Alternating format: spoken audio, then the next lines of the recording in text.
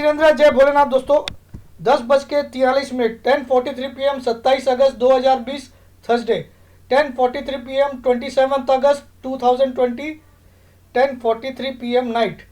और आज अगस्त की सीरीज खत्म हुई है, तो आज मेरे अंदर खुशियों से क्या बोलूं, खुशी के बादल उमड़ पड़े हैं। और आज मेरा मन वीडियो पे वीडियो बनाने का करते जा रहा है और मैं एक से एक टॉपिक लेके आते जा रहा हूँ। तो सबसे पहले डिस्क्लेमर भाई साहब को दिखा देते हैं आपको। उसके बाद ये एक जानदार मज़ेदार टॉपिक है, बहुत ही ज़बरदस्त और टेक्निकल है।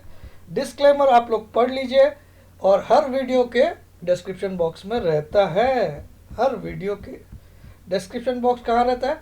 जहाँ वीडियो का टाइटल रहता है उसके नीचे एक बॉक्स रहता है, उसका नाम है डिस्क्रिप्शन बॉक्स। उसको पढ़ना अनिवार्य है, इस डिस्क्लेमर को मैंडेटरी है। जय जिनेंद्र, जय भोलेनाथ। और अब देखिए आज का टॉपिक।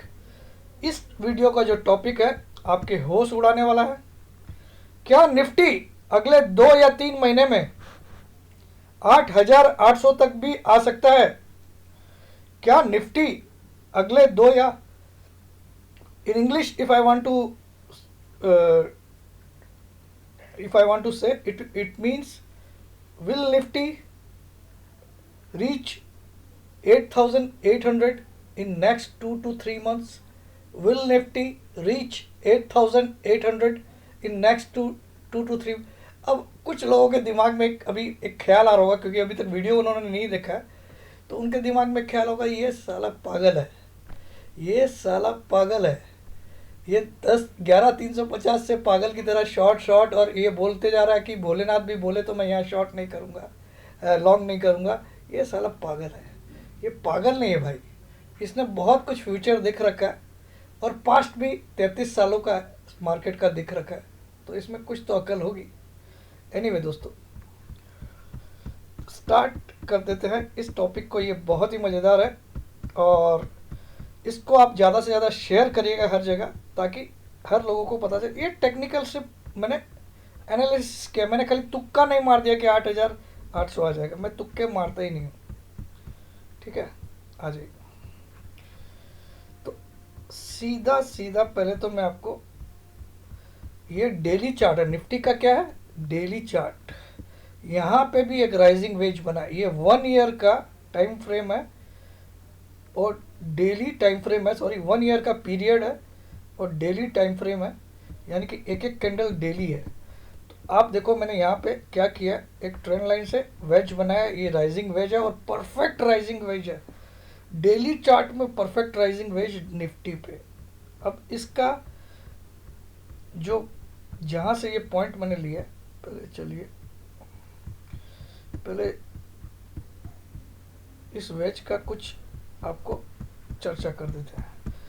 ये देखिए, ये वेज इस लाइन से इतना बड़ा वेज था, इतना बड़ा इसका विथ था।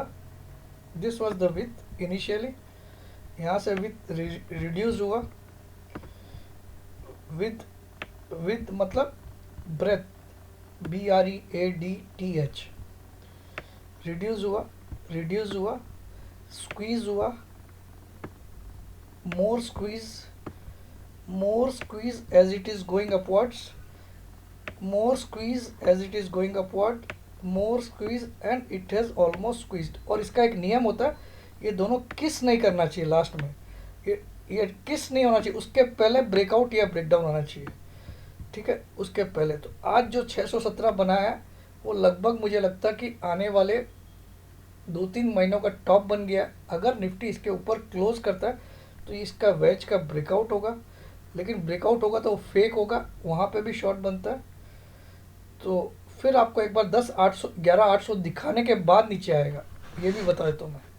अगर ये 620 के ऊपर क्लोज कर देगा तो 11,800 भी जाएगा एक बार, फिर नीचे आएगा, फिर इस वेज को तोड़ेगा और इस वेज का जो लोअर एंड है वो है 11,400। 11,400 के नीचे जब भी ये 2 कंजिक्यूटिव डेज में क्लोजिंग करेगा, 2 कंटिन्यू डेज में 11,400 के नीचे निफ्टी अगर क्लोज करता है तो आपका टारगेट आ जाएगा 8,800 अगले 2 या 3 महीने के अंदर। मुझे लगता है 2 महीने से ज़्यादा टाइम नहीं लगा, क्योंकि ये वेज बनने में ये मार्च से लेके अभी तक का टाइम बना, मार्च अप्रैल मई जून जुलाई अगस्त, 6 महीना। इसका 1/3 होता है 2 मंथ्स, 1/3, 1/3 टाइम लेता है जनरली वेज में, 1/3 होता है 2 मंथ्स। तो आप अक्टूबर 31 तक ये टारगेट लेके चल सकते हो, जिस दिन 11,400 के नीचे 2 कंजिक्यूटिव क्लोजिंग दे देगा रेड कैंडल के साथ। अब 8,800 कहाँ से ला दिया मैंने, ये 2642 पॉइंट का ये वेज है। कैसे बताया मैंने, इसका जो जहाँ से ये स्टार्ट हुआ, इस ये कैंडल आपको बहुत अच्छे से याद होगा, एक दिन जो लोअर सर्किट वाली कैंडल है ये, जिस दिन 10,159 का हाई मारा, मुझे आज भी याद है। इस दिन मैं भुवनेश्वर फ्लाइट से लैंड हो रहा था और ये मेरी लास्ट ऑफलाइन ट्रेनिंग थी, लास्ट, ये 13 मार्च की बात है। इस दिन मैं सुबह 10:20 पे भुवनेश्वर एयरपोर्ट पे लैंड हुआ, सूरत से मैंने फ़्लाइट ली थी। और मुझे याद है ये फ्राइडे का दिन था और हमारी 15 तारीख को वहाँ पे ट्रेनिंग थी, 15 तारीख को सैटरडे मैं भुवनेश्वर में था, संडे को ट्रेनिंग थी और 16 की फ़्लाइट से, 16 मार्च की फ़्लाइट से मैं वापस सूरत आ गया मंडे की। तो ये मुझे याद है, मेरी आखिरी फ़्लाइट थी अभी तक आफ्टर बिफोर लॉकडाउन। तो 13 मार्च के दिन मैं यहाँ पे लैंड हुआ। उस दिन निफ्टी ने एक धमाकेदार कैंडल बनाई, 8,555 पे लोअर सर्किट मारा और उसी दिन 10,159 का हाई मारा। आपको याद होगा ये कैंडल। अब तो मुझे ये यादगार है क्योंकि बीजू और क्या नाम है उसका, ज्ञानू, दोनों मुझे एयरपोर्ट पे लेने आए थे और उन्होंने बोला सर आज आपने मार्केट नहीं देखा। मैं बोला क्या हो गया भाई, बोला सर लोअर सर्किट पे खुला, फिर वहाँ से क्या टाना है सर अभी। तो मुझे आज भी याद है बीजू और ज्ञानू की ये बात है। और उस दिन फिर हम लोग वहाँ से एयरपोर्ट से निकलने के बाद रेस्टोरेंट गए, नाश्ता कर रहे थे, तब तक ये 10,159 आ चुका था और उसके बाद ये फाइनली क्लोज किया था उस दिन 9,955 पे, ठीक है। लेकिन अगले दिन इसने गैप डाउन खोला, आपको याद होगा, अगले दिन इसने 9,285 पे ओपन किया, 700 पॉइंट नीचे। और ये मैं स्टोरी बता रहा हूँ, मुझे थोड़ा याद आ गई इस कैंडल को देख के। तो ये मेरी आखिरी टूवर्ड्स भुवनेश्वर फ्लाइट थी और रिटर्न फ्लाइट 16 मार्च, और उसके बाद आपको पता है 22 या 23 मार्च से तो लॉकडाउन लग गए, ठीक है। तो यहाँ पे देखिए ये जो 10,159 माइनस 7,511, अगर आप करते हो 10,159 माइनस 7,511 तो आपका आता है 2648, 2648। तो अगर आप 11,400 से 2648 घटाते हो तो लगभग 8,000, 11,400 माइनस 2648, मैं ज़्यादा लंबा वीडियो नहीं बनाऊंगा, 8,752 का टारगेट आता है। मैंने राउंड फिगर में 8800 किया, ये मेरा टारगेट है। अगर निफ्टी ब्रेकडाउन देता है 11,400 के नीचे 2 कंसेक्यूटिव डेली क्लोजिंग देके, तो आने वाले 2 से 2.5 महीने में मेरा ये टारगेट है, ठीक है। तो बहुत तेज़ी की बातें हो गई, पिछले 5-7 दिनों से मैं काफ़ी ह्यूमिलेट हुआ हूँ, लेकिन मैंने एक शब्द किसी को नहीं बोला क्योंकि मुझे पता था कि मैं सच्चाई की तरफ हूँ और एकला चलो। तो भगवान करे मेरी बातें सही निकले। ये सिर्फ एक एजम्पशन है, टेक्निकल एनालिसिस है, इसके ऊपर अंधाधुंध विश्वास मत करना। लेकिन मैं कोई भी चीज़ें बिना तर्क के नहीं बोलता हूँ, बिना लॉजिक के नहीं बोलता हूँ, ये मैं साबित कर रहा हूँ। इसीलिए, और इसको साबित करने के लिए एक और पॉइंट बहुत वाइटल है, वो मैं ज़रूर दिखाना चाहूँगा।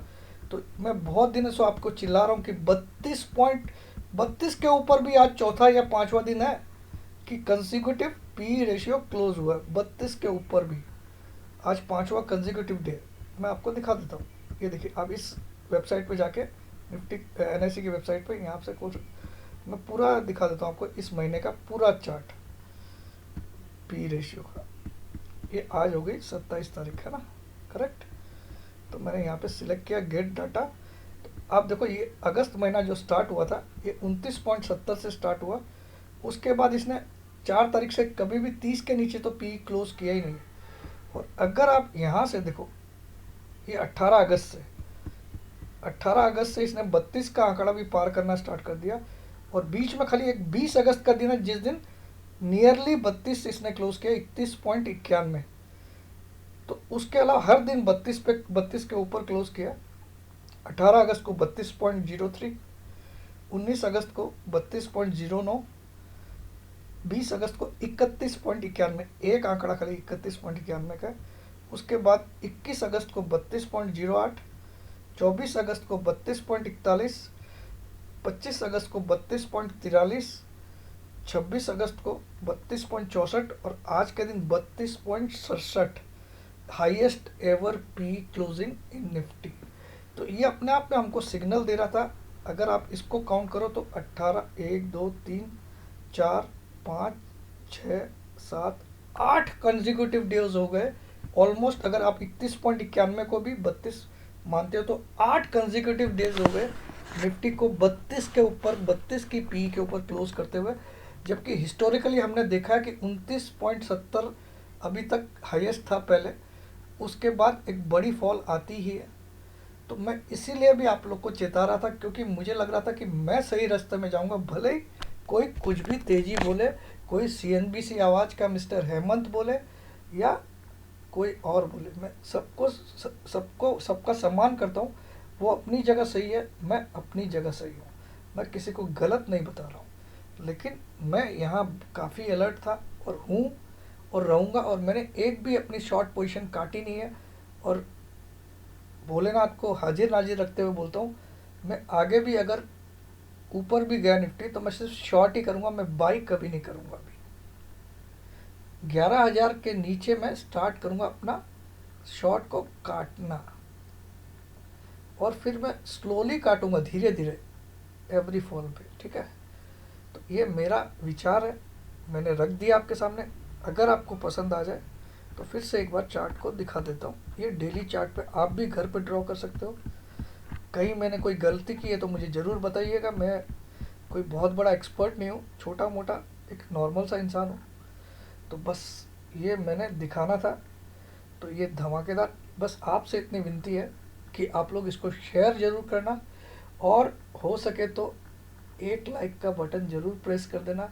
आपके एक लाइक से मुझे बहुत सारा उत्साह होता है, और मैं ये मेहनत को दोगुनी या तिगुनी या चौगुनी करने की क्षमता रखता हूँ अगर आपका साथ मिलता रहे इस विद्यासागर फैमिली का।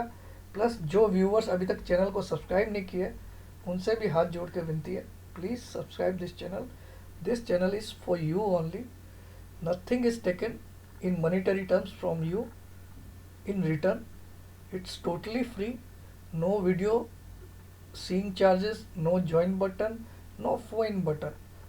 ठीक है, जय जिनेंद्र, जय भोलेनाथ, जय।